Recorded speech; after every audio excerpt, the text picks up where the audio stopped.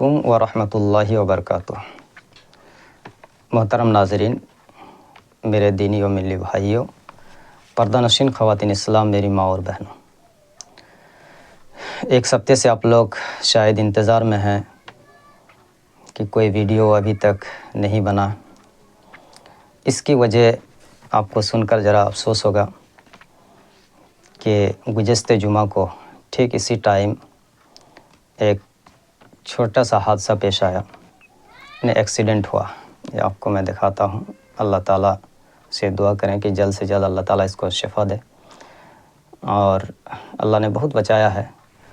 تو اس کی وجہ سے میں ذرا سا تکلیف میں تھا، ہاسپٹل میں تھا، اور الحمدللہ اللہ رب العالمین نے بہت حد تک شفا دے دی ہے، اور انشاءاللہ بہت جلد شفا پا جاؤں گا۔ آپ لوگوں کی دعا شامل حال رہی تو میرے بھائیوں، میں آپ کے سامنے یہ ویڈیو بنا کر کچھ پیغام دینا چاہتا ہوں، اور اس سے میں نے جو ایک چھوٹا سا حادثہ پیش آیا، اس سے جو کچھ میں نے سیکھا ہے اور جو کچھ میں نے سمجھا، یہی چیز میں آپ تک میں شیئر کرنا چاہتا ہوں، تاکہ آپ بھی اس میں سے کچھ سیکھ سکیں۔ سب سے پہلی بات یہ ہے کہ جب ہم گھر سے نکلتے ہیں تو ایک بہترین دعا نبی صلی اللہ علیہ وسلم سے ہمیں سیکھنے ملتی ہے کہ پیارے نبی صلی اللہ علیہ وسلم نے دعا سکھلائی کہ جب گھر سے نکلو تو پڑھو بسم اللہ توکلت علی اللہ لا حول ولا قوت الا باللہ۔ اللہ کے نام کے سہارے گھر سے نکلتا ہوں، اور میرے پاس کوئی طاقت اور قوت نہیں ہے سوائے اللہ کے۔ یعنی میں گھر سے نکل گیا، اب میں گھر میں زندہ صحیح سلامت لوٹاؤں گا یا پھر میرا لاش آئے گا، یہ میں نہیں جانتا، اور نہ یہ میری طاقت کے اندر ہے، یہ میرا رب بہتر جانتا ہے۔ اور ایک چیز اور سمجھ میں آتی ہے کہ یہ چیز ہمیشہ ہم لوگ اپنے سماج میں، معاشرے میں بولتے ہوئے دیکھتے ہیں کہ اگر تم ایسا کیے ہوتے تو یہ حادثہ پیش نہیں آتا، یا اس ٹائم میں اگر چلے گئے ہوتے تو تم کو ایسا کچھ نہیں ہوتا، یا اگر تم جیسے وہ تمہارے سامنے آئے تھے تم بائیں طرف ٹرن لیتے یا دائیں طرف ٹرننگ لے لیتے تو اس طرح کے حادثہ پیش نہیں آتا۔ آپ کے دماغ میں بھی بے شمار سوالات آتے رہتے ہیں کہ اگر ایسا نہیں کیے ہوتے تو ایسا نہیں ہوتا۔ تو اس سلسلے میں شریعت ہمیں کیا رہنمائی کرتا ہے، اس سلسلے میں ہم دیکھیں گے۔ ایک لمبی سی حدیث ہے، صحیح مسلم کی حدیث نمبر 2664۔ یہ حدیث کا ایک ٹکڑا میں لاسٹ ٹکڑا بیان کر رہا ہوں جو ہمارے موضوع سے متعلق ہے کہ جب تم کوئی بھی کام کرو، جتنا تمہارے اندر طاقت ہے، قوت ہے، اور جتنی تمہاری صلاحیت ہے، سب کو تم کام میں لا کر کے وہ کام کرو، لیکن اگر وہ تمہاری صلاحیت، قوت، طاقت فیل کر جائے تو پھر اس کے بعد تم یہ نہ کہو کہ وَإِنْ أَصَابَكَ شَيْءٌ فَلَا تَقُلْ لَوْ أَنِّي فَعَلْتُ كَانَ كَذَا وَكَذَا۔ اگر میں ایسا نہ کیا ہوتا تو ایسا نہ ہوتا، یعنی میں اگر ایسا نہ کرتا تو یہ درگھٹنا یا حادثات میرے ساتھ پیش نہیں آتے۔ ہاں، بلکہ کیا کرنا، وَلَكِنْ قُلْ، بلکہ یہ کہو قَدَرُ اللَّهُ وَمَا شَاءَ فَعَلَ، میرے رب نے جو میرے تقدیر میں لکھ رکھا تھا وہی میرے ساتھ ہوا۔ فَإِن لَوْ تَفْتَحُ عَمَلَ الشَّيْطَانِ، لیکن اگر درگھٹنا گھٹ جانے کے بعد، وہ کام ہو جانے کے بعد اگر آپ یہ کہیں کہ اگر میں ایسا نہ کرتا تو ایسا نہ ہوتا، تو پھر تم نے گویا کہ شیطان کا دروازہ کھول دیا۔ ہو جانے کے بعد اسلام میں اگر مگر کا کوئی سوال ہی نہیں پیدا ہوتا۔ اگر آپ کہیں کہ اگر آپ گاڑی کو سلو چلاتے تو وہ تو چلانا ہے آپ کو، لیکن اس کا مطلب یہ نہیں ہے کہ آپ گاڑی سلو چلائیں گے تو آپ کے ساتھ کچھ ہونے والا نہیں ہے، ایسا نہیں ہے۔ اس کا مطلب اگر آپ لیں تو یہ مطلب ہوگا کہ سولو چلانے کے اندر یہ طاقت ہے جو اللہ کے پاس نہیں ہے۔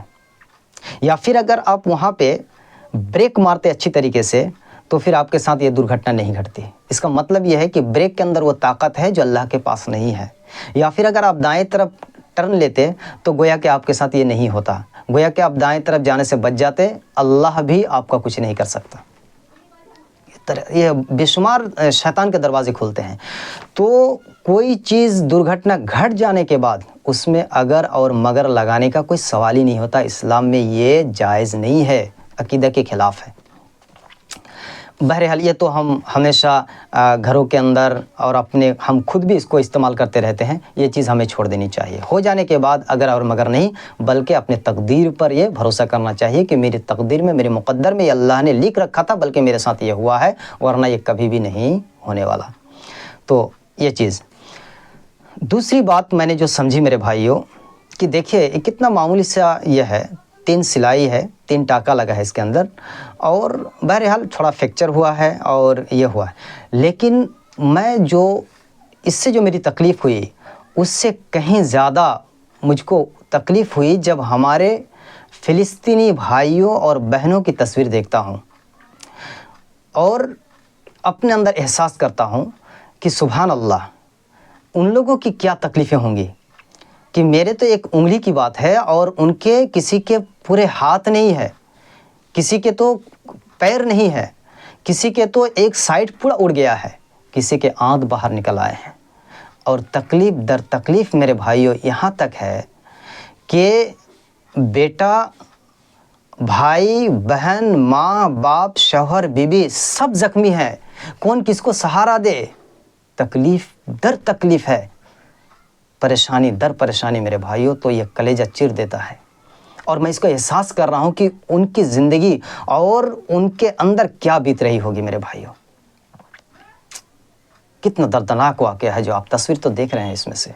اللہ رب العالمین سے دعا کرے اللہ میرے فلسطین بھائیوں کو صبر جمیل عطا فرما، اللہ تعالیٰ ان کو صبر و قوت دے. اللہ ان ظالموں کے مقابلے میں اللہ تعالیٰ ان کو ثابت قدم رکھ. اللہ تعالیٰ تو ان ظالموں کو نیست و نابود کر دے. اللہ رب العالمین ان ظلم کرنے والے صہیونی یہودیوں کو اللہ تو تباہ و برباد کر دے. میرے بھائیوں کچھ باتیں آج ہم اپنے بھائیوں کے لیے کیا کر سکتے ہیں. ہم اپنے ان لاچار بھائیوں اور بہنوں کے لیے نہتے جن کے پاس بیچارے اپنے ہاتھ میں ایک لاٹھی اور ڈنڈا بھی نہیں ہے، آج وہ توپوں کا اور آئٹم بم کا اور کیسے کیسے راکٹ کا سامنا کر رہے ہیں، یہ تو وہی جان رہے ہیں. اللہ تو ان کی مدد فرما. اللہ تو میری ماں اور بہنوں کی عزت کی حفاظت فرما.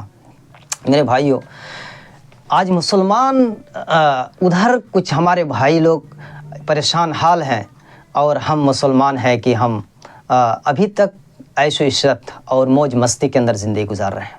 یہ مسلمان کی پہچان نہیں ہے، ایک مومن کی پہچان نہیں ہے. پیارے نبی صلی اللہ علیہ وسلم کی ایک حدیث میں آپ کو سنانے لگا ہوں. نبی صلی اللہ علیہ وسلم نے فرمایا ہے کہ ایک مسلمان کی مثال ایک دوسرے مسلمان کے لیے کیسی ہونی چاہیے.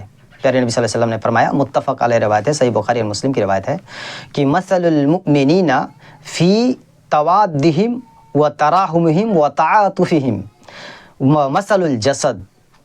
ایک مسلمان دوسرے مسلمان کے لیے ایک جسم کے مانند ہے. کس طریقے سے ہے؟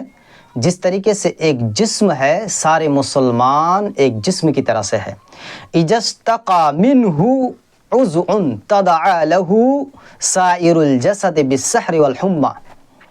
کہ جب اس کے جسم میں کہیں بھی کچھ تکلیف ہوتی ہے تو اس کا سارا جسم اس تکلیف کو محسوس کرتا ہے.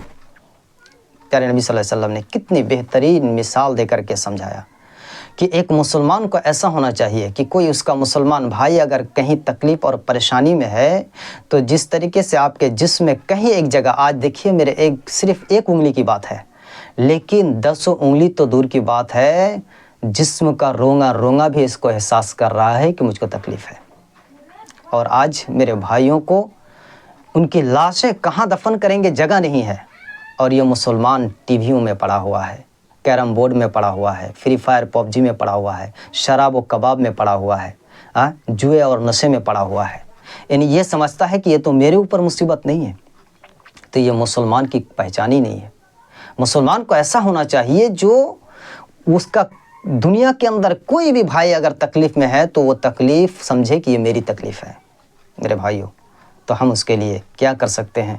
دور سے ہم اس کو احساس کر سکتے ہیں اور اس کے لیے دعا کر سکتے ہیں. نمازوں میں سجدے میں گر کر کے ان کے لیے ہم اللہ سے فریاد کر سکتے ہیں. جس کی طاقت کے سامنے ساری طاقت فیل ہے۔ اللہم ارحم اہل فلسطین، اللہ تو اہل فلسطین پر رحم فرما، اللہ تو ان کو ثابت قدم رکھ، اللہ تو ان کو قوت دے، طاقت دے ان ظالموں کا مقابلہ کرنے کے لیے۔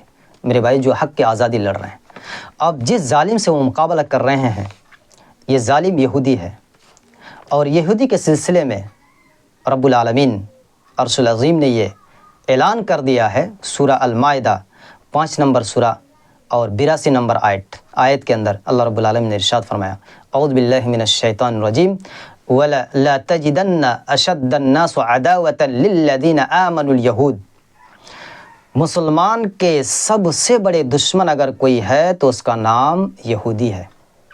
یہ اللہ نے قرآن کریم کے اندر کہا، اور اتنے مسلمان دنیا کے اندر اتنے بزدل اور بیوقوف ہو گئے ہیں کہ اپنے بڑے دوست دشمن کو بھی یہ دوست سمجھ کے بیٹھے رہتے ہیں۔ اللہ نے قرآن میں کہا کہ تمہارا سب سے بڑا دشمن اگر کوئی زمین پر ہے تو وہ یہودی ہے۔ اب میں یہودی کی تاریخ پر آج تو ویڈیو نہیں بنانے لگا، لیکن انشاءاللہ کبھی میں آپ کو بنا کے بتاؤں گا کہ یہودی کیسے ظالم قوم ہے اور یہ اتنا ظلم کیوں کرتے ہیں اور ان کو یہ پاور کیسے ملا ہے، یہ ساری چیزوں پر بات کرنے کی ہے۔ تو سب سے پہلے آج اتنا آپ جان کے رکھیے، اللہ نے آپ کو بتا دیا ہے کہ تمہارا مسلمان کا سب سے بڑا دشمن کیا ہے، وہ یہودی ہے۔ دوسرے نمبر پر والذین اشرکوا، جو مشرک ہیں، جو اللہ کے ساتھ دوسروں کو شریک کرتے ہیں، یہ مشرک دوسرے نمبر پر بڑے دشمن ہیں۔ اب میرے بھائیوں، افسوس ہوگا آپ کو کہ دنیا کے اندر سب سے کم تعداد میں کوئی اگر دھرم ہے، مذہب ہے تو وہ یہودی ہے۔ یہودی کے ماننے والے سب سے کم ہیں۔ آج جانتے ہیں دنیا میں کتنے ہیں؟ 9.2 ملین، یعنی یہ 2 کروڑ میں بھی نہیں جاتے ہیں۔ اور مسلمان جانتے ہیں کتنے دنیا میں؟ 1 ارب 40 کروڑ، کوئی مقابلہ نہیں ہے۔ کہاں 1 ارب 40 کروڑ اور یا کہاں ابھی 1.5 کروڑ کے قریب، لیکن پھر بھی 1 ارب 40 کروڑ کو اپنے پیر کے نیچے اس کو چنا چبا رہا ہے۔ کیوں؟ اس کا جواب میں آپ کو آج مختصر میں بتانا چاہتا ہوں۔ دیکھیں یہودی کیا ہے۔ کسی مسلمان نے ایک یہودی سے سوال کیا کہ بھائی یہ بتاؤ کہ تم اتنے ترقی کیسے کرتے ہو؟ دنیا میں جتنی بڑی بڑی کمپنیاں ہیں سب تمہارے ہیں، دولت کے اعتبار سے تم آگے ہو، ہتھیار کے اعتبار سے تم آگے ہو، دنیا کے نیٹ پر تمہارا قبضہ ہے، دولت پر تمہارا قبضہ ہے، اور تم سب سے کم ہو۔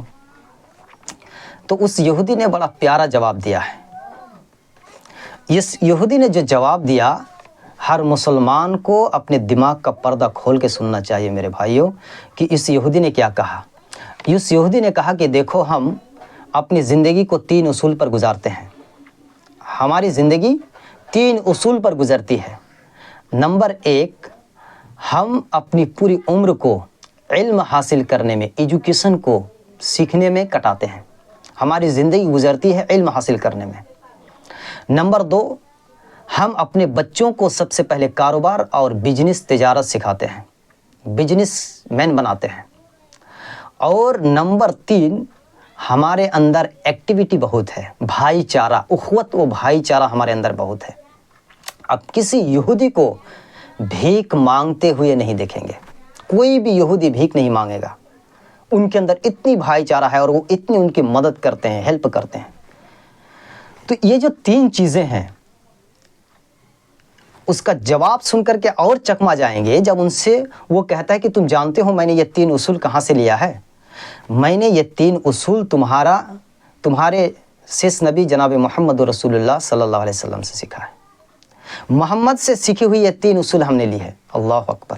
میرے بھائیوں اب غور کریں، وہ کیا کہہ رہے ہیں کہ ہماری ساری زندگی علم حاصل کرنے میں گزر جاتی ہے، اور انہوں نے دنیا کے ہاتھ میں موبائل تھمایا کہ تم اس کے اندر گندی گندی تصویر دیکھو اور لڑکیوں کی تصویر کو ادھر ادھر شیئر کرو، گندے فلمیں تم دیکھو، اس کے اندر تم فری فائر PUBG کھیلو، ٹائم پاس کرو۔ اور انہوں نے اپنے بچوں کے ہاتھ میں کتابوں کو رکھا اور دشمنوں کے ہاتھوں میں موبائل کو تھمایا تاکہ بچے پڑھ کر کے موبائل تیار کریں اور دشمنوں کے ہاتھ میں دے کر کے ان کے بچوں کو برباد کریں۔ یہودی کی پلان۔ سب سے پہلے اللہ رب العالمین نے ایک لفظ جو قرآن میں کہا، اقرا، پڑھو، علم حاصل کرو، اور وہ یہود نے سیکھ لیا، اور یہ ظالم مسلمان نے اللہ کے کلام کو ٹھکرایا، اس لیے اس کی تقدیر پر اللہ رب العالمین نے ذلت اور رسوائی کو لکھا۔ تو علم حاصل کریں۔